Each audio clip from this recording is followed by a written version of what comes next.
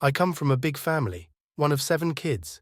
There's Linda, 31, Jack, 28, Luke, 25, me, then Emily, 21, Nina, 18, and the surprise baby Leah, who's 4. With so many siblings, it's easy to get lost in the crowd. Each of us has our place in the family. Linda is the oldest, Leah's the baby, and I'm the one who has a kid. My parents gave me that title because I've provided them with a grandchild.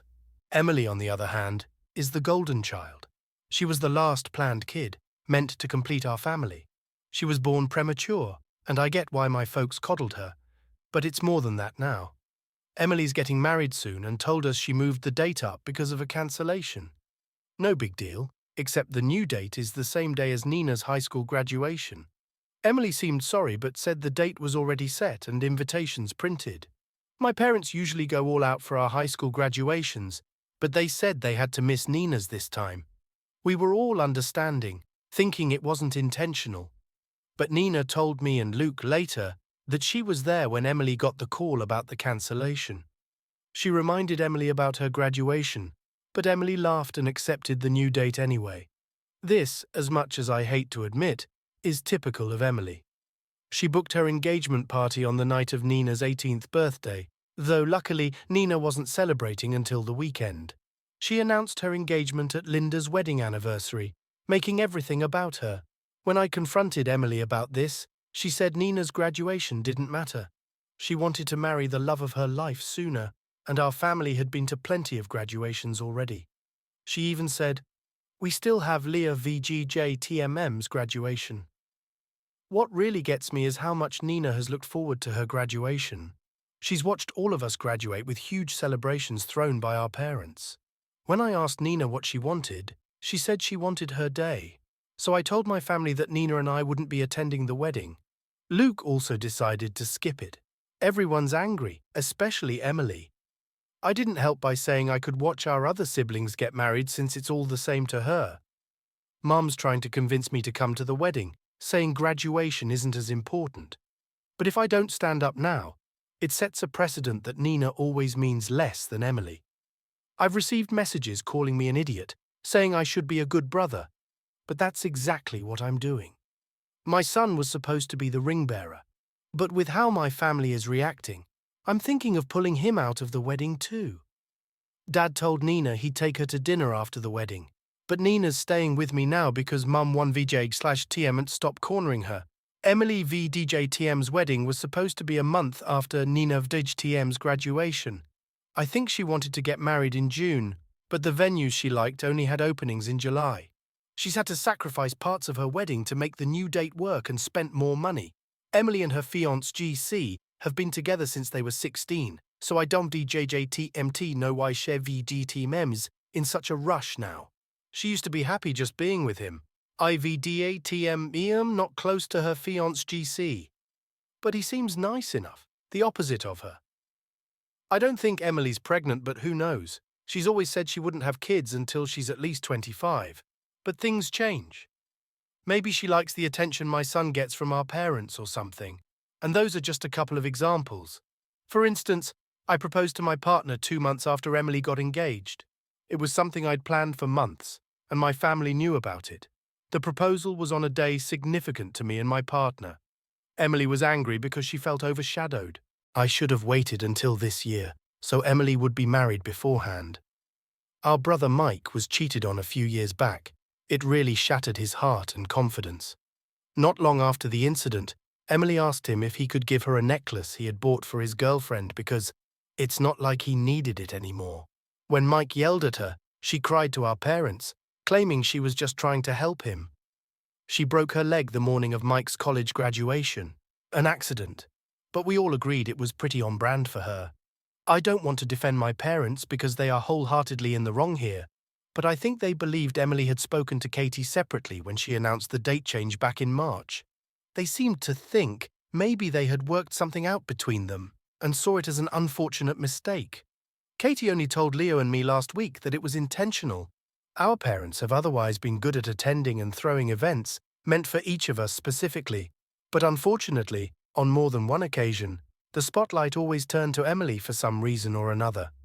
As mentioned earlier, We were celebrating Sophie's wedding anniversary when Emily decided it would be a good idea to announce her engagement without consulting Sophie at all.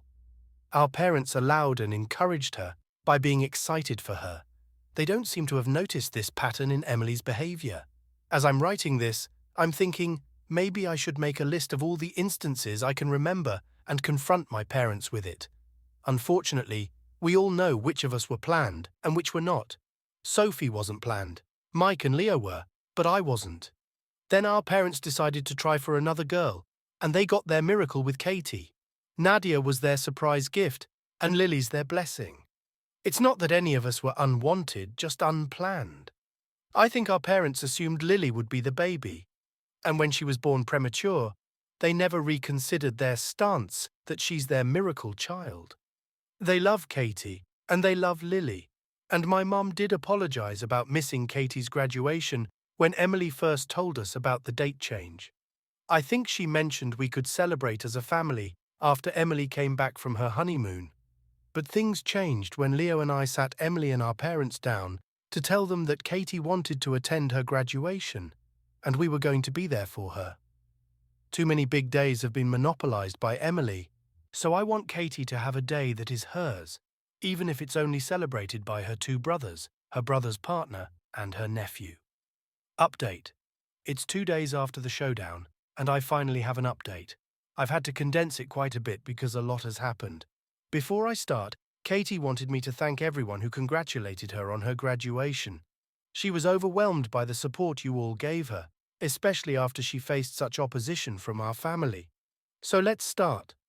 Last Friday, Leo and I went to speak to our parents and Emily. I wanted to tell them I'd be pulling my son from the wedding. Our older siblings ended up turning up as well, so it was us four standing up for Katie. Leo had spoken to them the night before and helped them see things more clearly from Katie's perspective. Apparently, it hadn't sunk in with them that Emily chose the date intentionally. There was a lot of yelling. Emily accused me of trying to sabotage her wedding. Our parents tried to convince me to let them take my son to the wedding, but I stood my ground. I felt much stronger with my older siblings with me. There's only 2 years between me and Emily after all. I'm not much of an older brother. Luckily, Sophie was there. Her words carry more weight as the eldest, and she didn't give Emily or our parents room to argue. She told them that Emily chose the date intentionally, admitted it in front of me and Leo, and that this was normal behavior for her. Sophie told them that if they continued to favor Emily so blatantly, the rest of us would go no contact, and Lily would likely follow in the future. Our dad started yelling, not at us, but at Emily.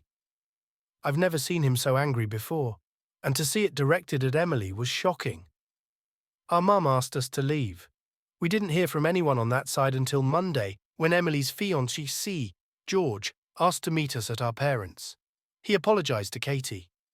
He didn't know that the wedding and graduation overlapped, nor did he know that Emily did it on purpose. Our dad was the one to tell him. What followed was a series of apologies and attempts to make things right, but the damage had been done. Katie got to have her graduation day, and while it was a small celebration, it was special for her. There was a long talk between us, during which we all aired our grievances. I told our parents that we all felt they valued Emily more, that none of us mattered to them compared to her. Her artwork always went up on the fridge, while ours always ended up in a drawer. I told them that as a parent, I could never imagine treating my child like that. Emily tried to argue, saying we were trying to turn her into the bad guy and turn our parents against her, sabotaging her wedding. Our mum told her to be quiet, that it was our time to talk. George stepped in, saying he didn't expect us to attend the wedding, but that we were welcome to attend the reception. He even mentioned that he wished he could have cancelled the wedding altogether, but had already spent so much money bringing it forward. Mum's willingness to hear us out lasted less than 24 hours. By Tuesday, she was begging us to reconsider, claiming our feelings meant nothing in the face of Emily's dire stress, and the fact that people would be questioning our absence on the big day. I haven't spoken to my mum since, but I did ask my dad to bring some of Katie's things because she's going to be staying with me full time. Dad took Katie out for an early graduation celebration on Wednesday. They had a daddy-daughter date that I think she really needed. He apologized for a lot of things and told her he wanted to do the same with the rest of us. But Wednesday was about her. I'm happy she got that one-on-one time with him, and she was happy coming home to me. In our sibling group chat, Katie said she really thinks Dad is going to try to mend bridges with us, even if Mum won't. Dad also showed up early yesterday morning, around 6:30 a.m., to give Katie flowers. He told her he was proud of her. George even called while getting ready for his big day to congratulate Katie, which I really appreciated. We didn't hear from Mum or Emily. Our paternal grandma ended up coming to the graduation with us. It was a great day, like a really great day. We didn't think about the wedding, didn't think about Emily. We just had fun together. My son got to wear his aunt's cap and gown and nearly drowned in the fabric. Our grandma tried on the cap too. We took photos and sent them to our dad, who posted them on Facebook, congratulating both Emily on her wedding and Katie on her graduation. We laughed about how it must have pissed off our newly wedded sister. We went out for dinner, and as siblings we gifted Katie money for a week away with her best friend, which someone had suggested in a comment on the initial post. I texted George my congratulations. Despite everything, I do hope he and Emily are happy together. While she might not love us, I don't doubt that Emily loves him. Yes, she wants her spotlight and her moment, but I don't think she's marrying him just for that. Bringing the wedding forward was a hugely malicious tactic to get more attention, but she isn't that type of narcissist. As of right now, I plan on staying no contact with my mum unless she makes some big changes. This sentiment is shared by most of my siblings and encouraged by our dad and grandma. Mum has tried reaching out to me and my partner, mostly berating us for not attending the wedding and accusing us of planning to keep her grandchild away from her. At the moment, our summer looks busy. We're planning as many family outings as possible before Katie leaves for college. We've also got Mike's 29th birthday to plan. Our dad's even joining in, which might cause a bigger rift between him and Mum, but for now, it looks like we're his priority. Lydia's threat really did something to him. Thanks to everyone who left comments on the original post. They really cheered Katie up when she was worrying about whether or not she was doing the right thing by choosing herself. Part of me wishes we could have taken this stand earlier, but it took us a while to find our voices. Looking into the future, I see 2 empty spaces at my own wedding, but I also see 5 siblings cheering me on, and I'm happy with that. And with Emily on her honeymoon and the rest of us no contact, Mum had no visitors, and she really didn't like that. Literally the day after Emily left, we started getting bombarded with phone calls. She tried convincing Katie first, which Lydia thought was a strategic move because Katie is the most timid of all of us, and thus more likely to be persuaded. When Katie turned her down, she turned her sights on the rest of us. We all got identical phone calls with her trying to persuade us to visit her, understand her, and see things from Emily's perspective. She even brought up the circumstances of Emily's premature birth and how it was a miracle she was even here. Josh told her to do better with Lily. Lydia blocked her number. When the phone calls didn't work, she started turning up at our homes. She continued spewing the same things she had over the phone and before the wedding. She didn't understand what she'd done so wrong, why we were treating her like this. She called me ungrateful and disrespectful, accusing us of harboring unnecessary jealousy towards Emily and insisting she loved us all equally. I didn't respond to these comments. I was just trying to prevent her from going inside and saying the same things to Katie, who was with my partner and son in the living room.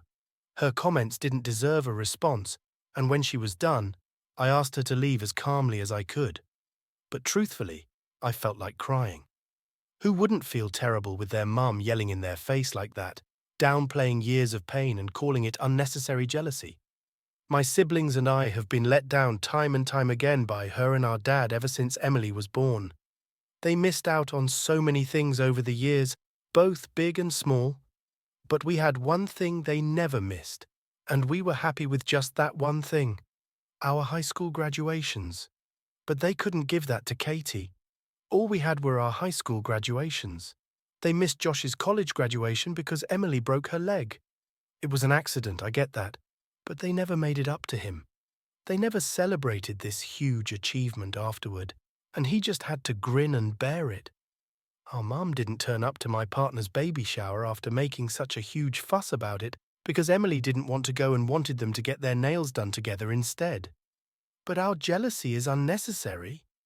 Sorry, I don't know how I managed to stay calm when she was yelling at me, but I did. Asking her to leave made her switch tactics, though, and she started calling out for my son, trying to coax him to go to her, and telling me she had a right to see her grandson. My partner stepped in then, because she was seething and took my place at the door. Mom yelled some more, but she left when my partner threatened to call the cops. Mom repeated this song and danced with my older siblings, but similarly got nowhere with them. Then came the Facebook posts, indirect rants about ungrateful people and how shocking it is that some kids could turn against their parents so easily. Emily somehow got involved while on her honeymoon and called Lydia to scold her for being mean to our mum. But as I've said before, Lydia is angry, and she's had enough. Whatever she said to Emily prevented her from calling the rest of us. There was then a Facebook post about how much it hurt to be kept from a grandchild. Now, there were no names mentioned, but there's only one grandchild, and that is my son. My mum's sister called me. There was yelling. I blocked the number. I know Dad was trying to convince our mum to just leave us alone. He kept apologizing because she just wasn't listening to him.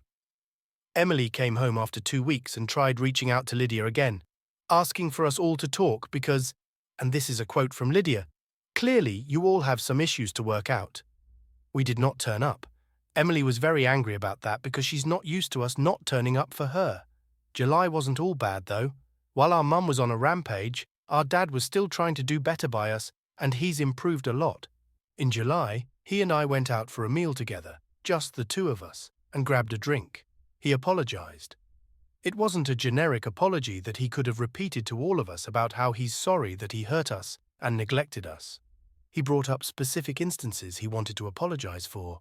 He thought back on all those years and picked out moments he wanted to apologize to me for. I know he did the same for the others, but having him apologize for things like cancelling a fishing trip because Emily needed him was something I wasn't expecting. I never really cared for fishing, but I wanted to go on that trip because I always saw it on TV, you know. I'd always wanted to have that experience with him, and that was just one of many things he apologized for. We talked a lot that night, and it felt like he was really trying to make up for lost time. He even said he wanted to be there more for my son and make sure he didn't repeat the same mistakes with his grandchildren. I could see he was sincere, and it meant a lot to me. I used to see dads and sons fishing together, and I wanted to have that with my dad. I wanted him to prove that I was a priority to him. Deep down, when it didn't happen, I never asked again. But we finally went fishing in July. What started as a trip between the two of us soon turned into a family day out when my siblings expressed interest in going. First, my brothers, then Katie and even Lydia, who hates the smell of fish. Dad brought Lily and I brought my son, and it was great. It was one of the best days of my life. I may not be great at fishing, but I'm pretty good at collecting seashells. It was brilliant. Our parents ended up arguing when Dad went home. I wasn't there, so I don't know every detail, but from what Dad told me, the argument was mostly because Mum didn't understand why we were still in contact with him and not her. She found it insulting that we were repairing our relationship with him. She was angry that Dad wasn't pushing us to forgive her or stopping us from acting out. She was angry that he didn't extend an invitation to her and Emily for the fishing trip. She was even angrier when he explained that their presence would make us uncomfortable. Josh turned 29 at the end of July. We booked an escape room for the 5 of us siblings, then met our dad and partners for dinner that evening. Josh introduced us to his new partner for the first time. All our attention was on Josh. The day was completely about him, which was a first for our family. Then there was a party thrown for him by his friends, which I came out of with a massive hangover. Mum started giving us the silent treatment in the middle of August. Dad moved out in September. While we were getting the silent treatment, Dad was bearing the brunt of her anger, and it really took a toll on him. He was trying to do better by us, and she was trying to villainize us. He ultimately told her that if she didn't take accountability for her actions soon, he'd be contacting a lawyer. Mum didn't take him seriously. He's been staying in Lydia's guest room since. Mum doubled down and said he was blind for not seeing how we were manipulating him. Unlike the rest of us, Dad still has regular contact with Emily. According to him, she's even told Mum to reconsider. Unsurprisingly, Emily's involvement is what got Mum to relent. I'm not sure if she's thinking about how she's treated us, or if she's silently stewing. I know she asked Dad if he's going to move back home, but he said that it was better for them to have space right now. Personally, I'm struggling to see an outcome where our mum sincerely admits she was in the wrong. I think she'll say it just to get Dad back home and the rest of us talking to her again. I don't think she'll ever hold us to the same level as Emily. In brighter news, there's officially less than a year left until my own wedding. There's no place for my mum or Emily.